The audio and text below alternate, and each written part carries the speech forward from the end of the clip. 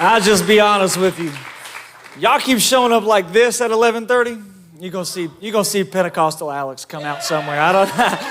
Some of y'all don't even know what that means. I don't even know what that means. I might bring a flag with me next Sunday and just in case. I'm kidding. Don't be afraid of that. But man, I feel like I say this a lot, but can we just thank our production team and our worship team for the job that they did just then? Specifically, the Paget family is here. We got Riley, we got Chandler. Chandler was new on the drums with us, and their child, Sadie. Can we thank them real quick for just being here with us today, man? Incredible job. Incredible job. Obviously, Alexis did amazing as well. That was one of her first times ever doing anything like that. I put her on the spot this week, and she did awesome. But as many of you know, for the last couple of weeks, we've been doing our best to navigate our way through a tragedy that two families, specifically in our church, have been affected by. But really, it's not just them. There have been other people, families, children all over our church and all over our community who's also been affected by this. And as a result, the last two Sundays before this one have looked a little bit different than what they normally look like on a Sunday morning, to make some room for carry counseling of the team that has been with us the last 2 weeks, and also just to kind of give our kiddos team a breather and to give them an opportunity to regroup. We haven't had our kids ministry, we haven't had kiddos for the last 2 weeks, and then along with a couple of events that have either been rescheduled or canceled altogether, the sermons have also been kind of intentionally geared to address the situation at hand. And while I'm thrilled to announce that Kiddos is back in full swing and that you can please take your children over there and let them have fun and let them enjoy, and while I'm also happy to say that after today, we're going to be wrapping up this kind of unofficial series that we've been in. Before we get into the message, given the fact that we talked about All Saints Day last week, I wanted to take a moment before the sermon really started today and recognize some living saints that we still have with us. In case you guys didn't know this, October was Pastor Appreciation Month, and given the circumstances at hand, I didn't get an opportunity to do this in October, but I could not imagine not saying some of this right now.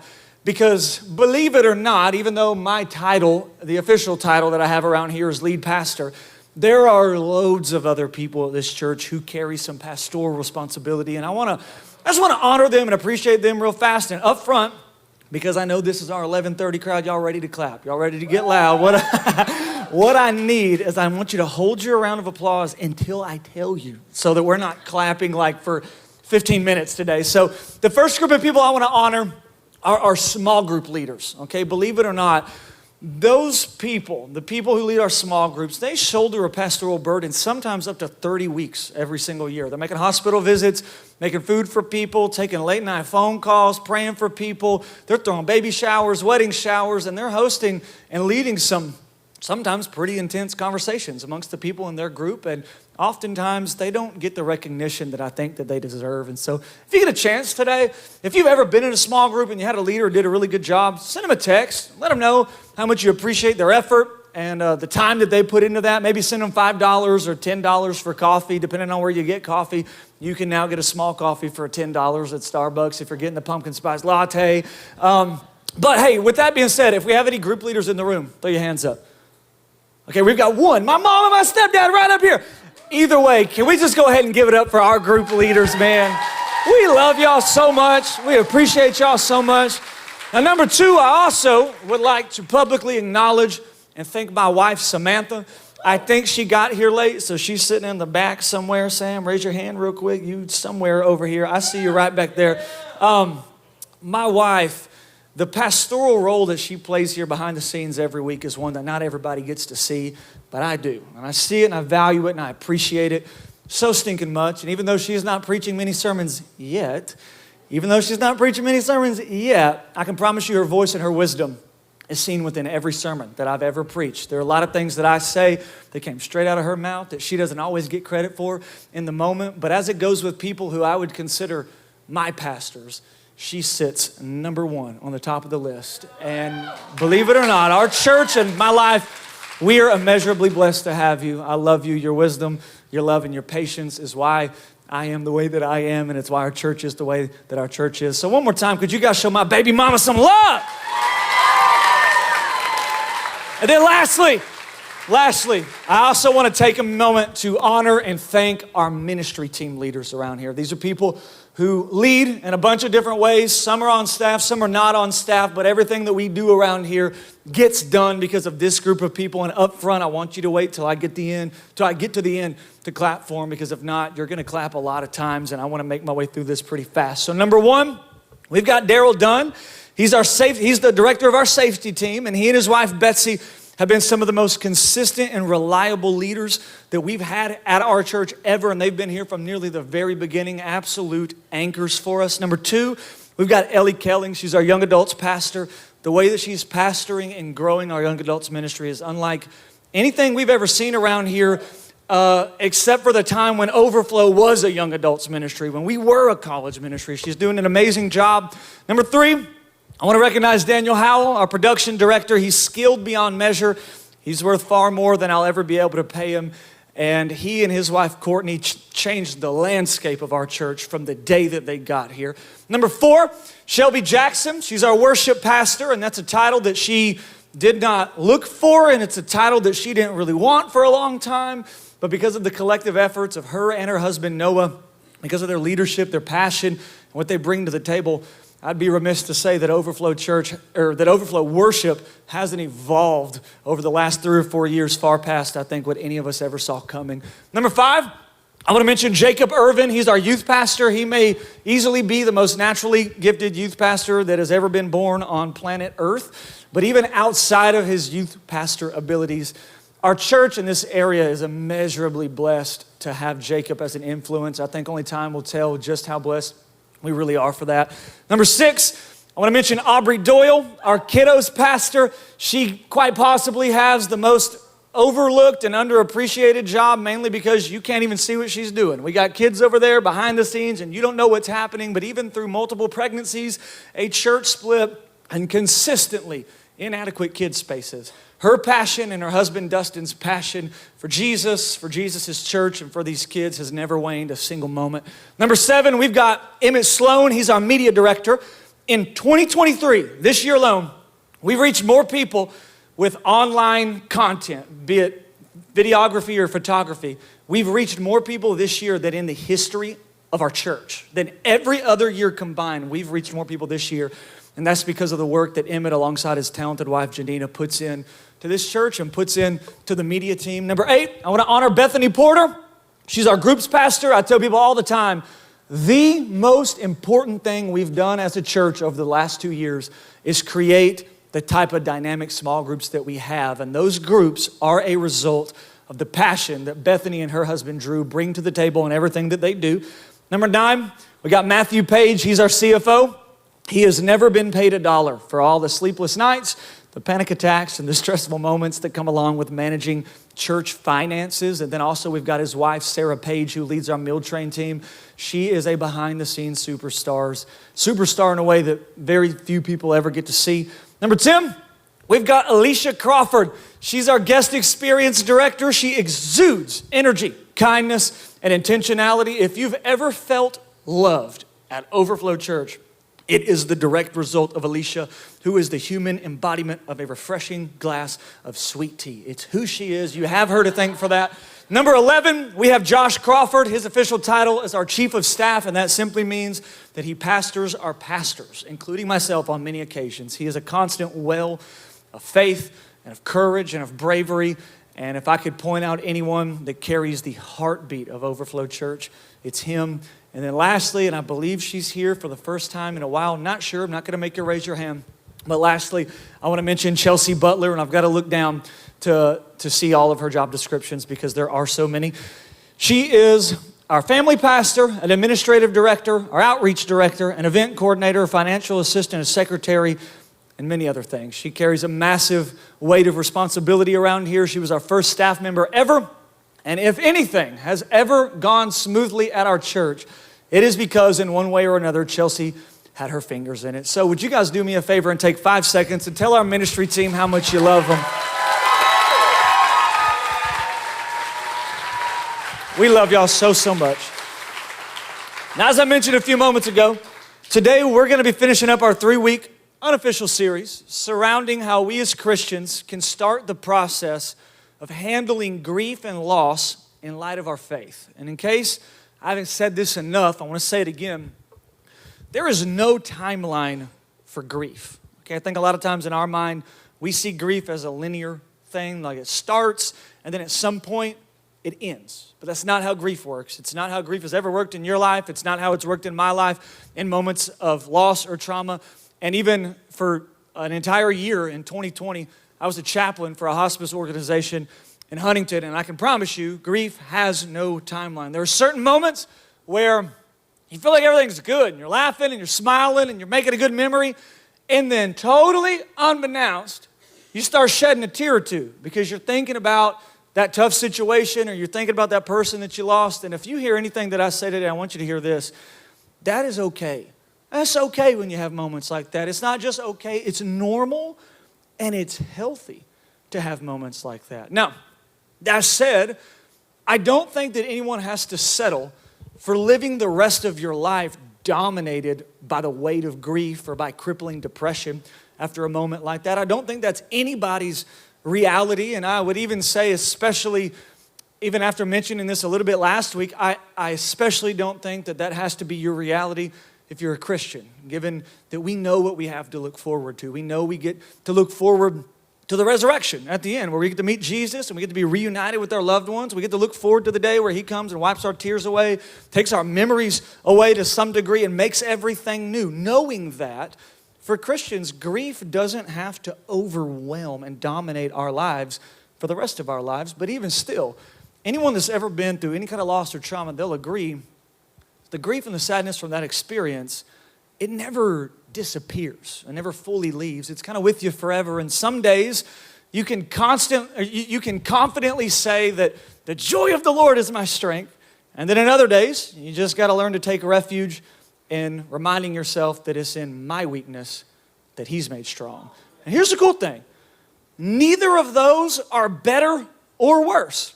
The God who laughs and cries is glorified in both of those destinations. And we see that all through the scriptures. And the one place that I want to reference today is Ecclesiastes chapter 3. And so you can just follow along with me on the screen. We won't be here long. But it's Ecclesiastes 3, starting in verse number 1. It says this: "For everything there is a season, a time for every activity under heaven, a time to be born and a time to die, a time to plant and a time to harvest, a time to kill and a time to heal, a time to tear down and a time to build up, a time to cry and a time to laugh, a time to grieve and a time to dance." And while that time of grief is going to look vastly different for people who are directly affected by a tragedy than it will for people who are indirectly affected by a tragedy, which is okay and normal, all through the scriptures, including right here in Ecclesiastes 3, we are continually reminded that even after the worst circumstances, once you've taken time to cry and to grieve and to hurt and to be angry and to be sad, once you've done that, at some point, when you're ready, and that's the key phrase, when you're ready, you're also allowed to once again sing and smile and laugh and dance. You're allowed to finally take seriously the wall art that your mom has had in her living room for years and years now. You are allowed to live again. You're allowed to laugh again. And you're allowed to love again. Some of you knew where I was going with that. You are literally allowed to live, laugh, love. And as ridiculous of a title as it really is for a Sunday morning sermon, that is your title for today's Sunday morning sermon. Live, laugh, love. By a show of hands, do we have any pumpkin spice people in the room? This one's for you. This one's for you. I came up with this title with you in mind, knowing that flannel shirts and scarves and pumpkin spice lattes and cheesy sayings are about to find fresh life again due to the holiday season. And with every hope in my body that Jesse Turner was going to be here to enjoy and celebrate the fact that I was using this title, which he is, your title today is Live, Laugh, Love. And so I want to appreciate you, or thank you in advance for just embracing the cheesiness with me as we have a little bit of fun today. But as we talked a couple of weeks ago, Christians, unfortunately, have a nasty habit of misusing and abusing Romans 8:28. And in case you've never heard what that verse is, I'll read it to you real quick. Romans 8:28, it says this. It says, and we know that for those who love God, all things work together for good, for those who are called according to his purpose. So that we know that for those who love God and are called according to his purpose, all things work together for good. Probably like yourself, on many occasions I've heard Christians, albeit well-meaning Christians, use this verse to try and remedy difficult and painful and confusing situations by suggesting that in his sovereignty, God causes everything that happens to happen for some unknown and mysterious good that we may not be able to see and comprehend in this life. And if you were here 2 sermons ago for the God Christ 2 message, you already know that personally speaking, I think that interpretation of this verse is absolute garbage. Number one, our infinitely creative and intelligent God doesn't need any help from evil, sin, or death to teach us anything about goodness. And number two, that's not what the verse says anyways. It suggests that God works all things for our good, not that he orchestrates it like some sadistic puppet master who takes pleasure in our misery and our pain and our suffering. Those are 2 totally different things. But even still, nonetheless, this promise of Romans 8:28, it still remains. This promise that God in his grace, his wisdom, and his creativity is not only committed but is able to produce beauty from the ashes of even the most horrific circumstances that take place because sin is still at large. And one of the good things that God oftentimes allows people to experience, especially in the aftermath of great or unexpected loss, is a fresh sense of how truly precious life in the here and now really is. A fresh reminder of how beautiful and wonderful life really is. And as I was preparing for this sermon going on a couple of weeks ago, I heard this story and I thought it was really fitting. There's this guy named John Claypool. He's an Episcopal priest. And he lost his daughter, Laura Lou, as a 10-year-old girl after a lengthy battle with leukemia. And in the years following that, he would often speak of his experience. And when he would tell people how he came to grips with it, how he began to deal with that and how he found kind of peace in that situation, surprisingly, it wasn't through accepting the strange but commonly held belief that everything happens as a result of God's divine will and God's divine decision making. So if it happens, it's because God wanted it to happen, so you should just shut up and trust God and move on with your life. Surprisingly, that didn't help him at all. He said where he found his solace was by learning how to remain grateful for the life that she did live and for the memories that they did make. And he went on to say this, and this is really where this is why I brought this story up today. He said this, and I thought it was so beautiful.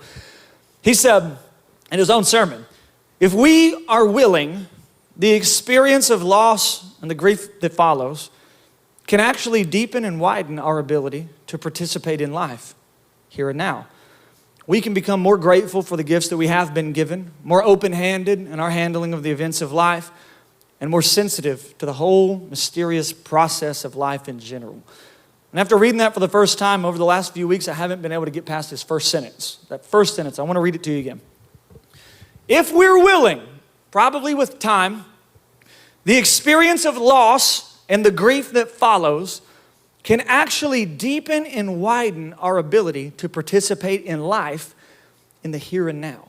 And I read that and I immediately thought, man, that's exactly right, because it's as painful as the grief of loss sometimes can be, tragedy can sometimes provide us with a bit of clarity. Tragedy can provide us with a bit of clarity for the here and now. Now, do we believe that God needs tragedy to provide us with clarity? Absolutely not. God doesn't need that. God does good in spite of evil, not through using evil, but God is so good and he's so committed to producing good in and through your life that he'll even allow us to grow and learn from moments of pain and loss and suffering. And one of the things that we can learn through moments like that is just how fragile and beautiful and precious the opportunity to live and to be alive really is. And I believe that the scriptures, that they all agree with this sentiment. And I mean, it's all over, from the Old Testament to Jesus to the epistles. And the first thing I want to read to you is Psalm 103. Psalm 103, verses 15 through 18, it says this. It says, our days on the earth are like grass, like wildflowers. We bloom and we die. The wind blows, and we're gone, as though we'd never been here. But the love of the Lord remains forever with those who fear him. His salvation extends to the children's children of those who are faithful to his covenant, of those who obey his commandments. So the idea is that knowing that we won't always be here and now actually has the ability to provide us with clarity for how we're supposed to treat the here and the now. And this same idea, like I said, it can be found on into the New Testament. And the Apostle James, he writes it like this, James 4:14. He says, how long do you know that your life will be, or how do you know that your life will be like tomorrow? How do you know what your life is going to be like tomorrow? Your life is like the morning fog. It's here for a little while, and then it's gone. So James, literally the brother of Jesus himself, he's writing this to Christians who are clearly becoming more and more entangled with sin issues and more distracted by petty disagreements that really aren't even that big of a deal in the long run. And so he's trying his hardest to remind them that tomorrow is not promised. He's trying his hardest to remind them to live in a way where we're driven by eternity rather than by the temporary, rather than by the momentary. Because as you begin to do that, if your life is governed in that way, what happens is that the more you begin to reflect on the fact that our lives really are a vapor, here in one moment and gone the next, what happens, and many of you maybe have experienced this recently, what happens is that trivial disagreements and petty personal differences, they start seeming way less significant than they did before. They don't seem like that big of a deal. Now, we talked about this last week, I believe, but the unfortunate reality is that the only two common denominators that every single human being shares is that one day we were all born and one day we'll all pass away. Nobody in this room is exempt. Nobody's exempt from it. Think about it. Even Lazarus, the guy that Jesus raised from the dead, Lazarus, along with every person that Jesus healed while he was here on this planet, they all eventually passed away. And when we pause and reflect on the reality of that and how it's no different with us, that our days are numbered, that our lives are like the morning fog, here for a little while and then gone. If you're a Christian, that shouldn't terrify you at all. If anything, it should inspire you. This should inspire you to live with some more intentionality. Man, to use your time wisely, to use your gifts excellently, to give generously. It should inspire you to laugh a little more often, to make friends with people that you actually enjoy, people that make you smile, to go out on the date and do something that you're going to talk about 10 years from now. It should inspire you to put your phone down, to get off of Facebook and go hang out with your kids. Do something fun with them. It should inspire you to love God and love his people with your whole heart. Don't hang on to that petty bitterness and hatred for another second. Forgive people while you still can. You know what I'm saying? Like, don't wait until Monday morning to start praying again. How many of you been there? I've been there a million times, right? You do great. Monday, Tuesday, Wednesday, Thursday, I'm praying, I'm reading my Bible, then the weekend shows up, and suddenly I'm like busy, and what's the thought? Man, I'll just start fresh on Monday. It's the same way when we go to the gym. If you miss it a couple days, you go, Monday, I'm starting fresh. Don't wait till Monday to start praying again. And for goodness sakes, don't live your entire life solely for you. Go all in right now. Give God everything that you can while you still can. As cheesy as the title is, this is what I mean when I say live, laugh, love. Take advantage of today. The psalmist, he says, today is the day that the Lord has made. Today, so seize it. Own it. Treat today with the kind of respect. Treat the here and now with the kind of respect that it deserves. It does deserve respect. You get one opportunity at this thing. I feel like Eminem when I said that just then. I didn't plan. One opportunity, one moment. Are you going to seize it or let everything? Didn't mean to go. I mean, that just, okay. I always told people that if I wasn't a pastor, I was going to be a Christian rapper. So if you've ever wondered why I dress the way that I dress, that's why. Because internally, I like to think that I'm a Christian rapper, though I'm not. Now, as important as everything that I just mentioned is, truly important as it is for you to have great friends, for you to make memories with your kids, for you to be generous, for you to live life and seize the day and take advantage of that. As important as that is, it's not the most important part of your life. Okay, when it's all said and done, The most important part of your life, the part of your life that you're going to be defined by, is whether or not you went all in. And that's language that we use around here, and so I'll explain it. When I say all in, this is what I mean. As it pertains to your walk with God, your experience with God, your relationship with God in the here and now. Did you just say a prayer and raise your hand and then get baptized and start coming to church every now and then and get involved in a small group? Or did that encounter with the love of God change every aspect of who you are? Did it change every aspect of how you lived, how you laughed, and how you loved in the here and now? Because that's the goal. That's been the goal this entire time. That's always been the call of following Jesus. Look at Matthew 16. It says this, Matthew 16, verses 24 through 25. It says, then Jesus said to his disciples, if any of you wants to be my follower, you must give up your own way, your own desires, your own lifestyle, your own preferences, your own dreams, your own ambitions. You must give up your own way, take up your cross, and follow me. Because if you try to hang on to your life the way you want it, if you try to hang on to your life, you'll lose it. But if you give up your life for my sake, you'll find it. The call of following Jesus has always been the call to go all in. You know, Jesus, he would phrase it in different ways. He would say, sell everything that you own and come follow me instead. Leave your friends and your family members behind for a season and come follow me instead. Forsake the priorities of the world. Forsake the ideologies of your culture and your country and the rest of the world and follow me instead. That's big. Give up your life, take up a cross, and come and follow me instead. At the risk of, and this, it is cheesy, it is a very churchy saying, but it's true nonetheless. Jesus never asked for you to go to church on Sunday. That's not what he's asking for. He's not like, man, as long as you make sure to go to church on Sunday, me and you, we're tight. He never asked for your Sundays. Jesus asked for every moment of your life.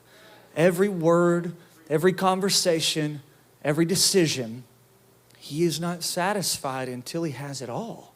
He wants it all.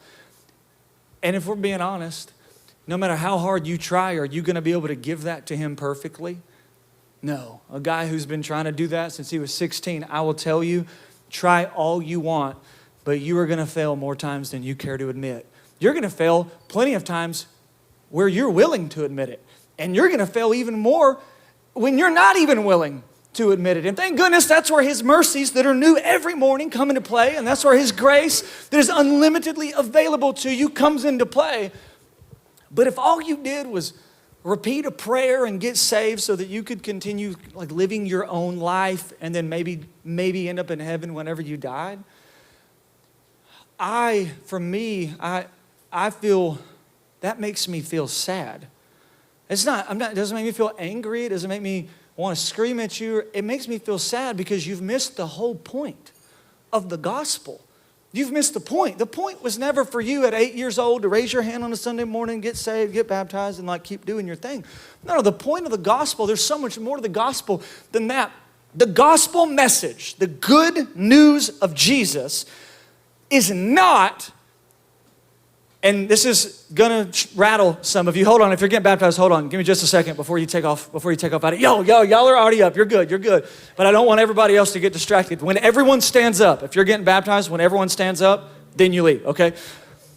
The point of the gospel message is not just that Jesus wants to save you from spending an eternity in hell in the future, okay? The gospel is that Jesus wants to save you from living a life dominated by sin in the here and now. And I know that sounds shocking because so many of us grew up in churches where all of the importance was placed on say this prayer, come get baptized so that you don't have to go to hell when you die. But very few times do we actually see that happen within the scriptures. In fact, one of the first people that tells us Jesus' job is the angel when he's talking to Joseph. And I want you to see how the angel describes Jesus' purpose. Okay, Matthew 1:21. It says this. It says, she being Mary will bear a son And you shall call him Jesus. Why? Because he'll save his people from their sins. The angel could have showed up and said, he's going to show up and he's going to save people from hell. But that's not what he said. He said he's going to save people from their sins. Why is that? Well, because it's sin that separates us from God. It's sin that destroys every good and perfect thing that God's created. It's sin that leads to death. And this is why you got to know that God's mercy and grace, it doesn't exist so that we can just keep embracing sin and living how we want to. It exists so that you can begin embracing a brand new way of living. God's not just satisfied with your eternal reality and your eternal destination. No, he wants in on the here and now. He wants your life to change now. Let me show you what I'm talking about. Romans chapter 6. The whole reason we're naming our son Roman is because of the book of Romans, and chapter 6 is by far my favorite chapter. Let's start in verse number 1. It says this. It says, well then, shall we keep on sinning so that God can show us more and more of his wonderful grace? Of course not. Since we've died to sin, how can we continue living in it? Or have you forgotten that when we were joined with Christ through baptism, what is it? It's a Fresh Start Sunday. It's when we're getting baptized. When we were joined with Christ in baptism, we actually joined him in his death.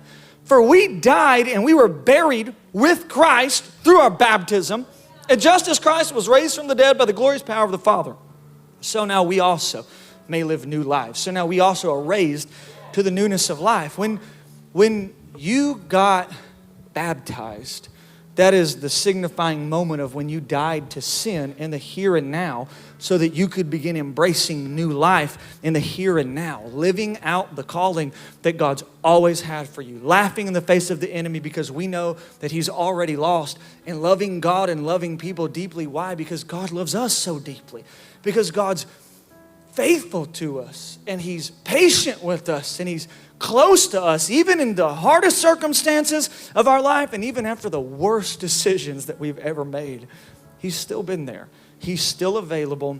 He is the one reliable thing that we have in our lives. And Jesus didn't die on the cross and experience that torture and the shame of the cross so that we could create America and make a bunch of money and live in a capitalistic society and have the right to vote however we want to and have a big house and a nice car. That's not why Jesus did what he did. He didn't conquer death and sin so that you could remain a slave to sin.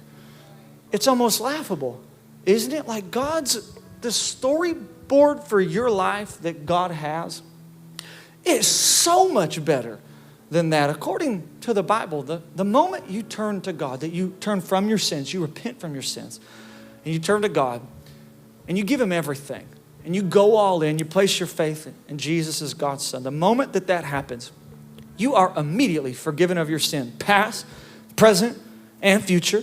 You're immediately made right with God, just as clean and pure and holy as Jesus himself. You're immediately set free from the power of sin that it has over your decisions and over your lifestyle, and you're immediately thrust into the purpose that God has for your life in the here and now. And today, as we're talking about the clarity that God provides us for the here and now, I want to give someone an opportunity to do that, to experience his love and his mercy and grace, to be set free from sin, to be forgiven of your sin, and to be thrust into your purpose. And so if you guys would, I want to invite you to stand up on your feet all over the room.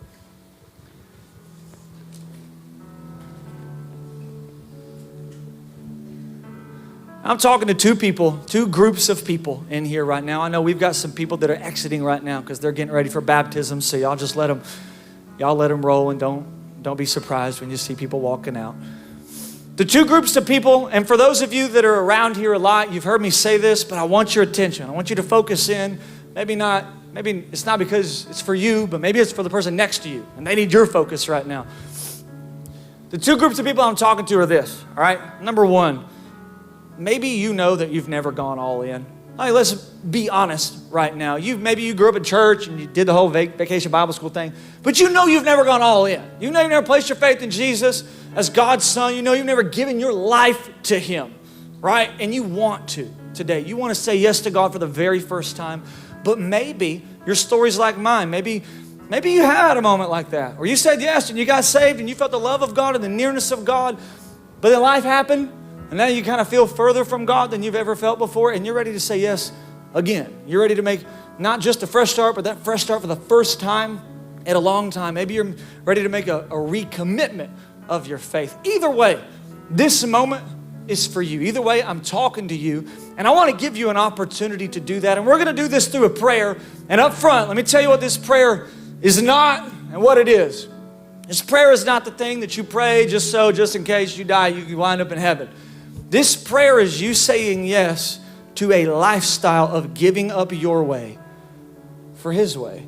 This prayer is you saying yes to saying yes every single day, no matter what it looks like. When the prayers are answered, when the prayers are not answered, when times are tough and when times are great, you're saying yes to Jesus. You're giving everything over to Him. And yes, we do believe that it affects your eternity, but we also believe that that should be reflected in the here and now. And so if you're ready to do that, you're ready to make that kind of surrender to Jesus right now, that I want you to pray this prayer with all of us. And we're going to pray this prayer out loud and all together as a church for the sake of everybody else who may be coming to Jesus for the first time or for the first time in a long time. And so when we pray this, what I need from y'all is a little bit of passion. I need you praying this, even if it's not for you, even if it's on behalf of the person sitting next to you. You be the reason that they pray this. You be their source of courage and inspiration. So do me a favor, with eyes closed all over the room, and we close our eyes, not because I think this is some kind of private thing that no one else should see. We close our eyes because I want you thinking about you right now. What's God doing in your life? What is He asking for from you? As we pray this, I want you guys to pray this out loud with a little bit of passion. Here we go. Jesus, today, I give you everything.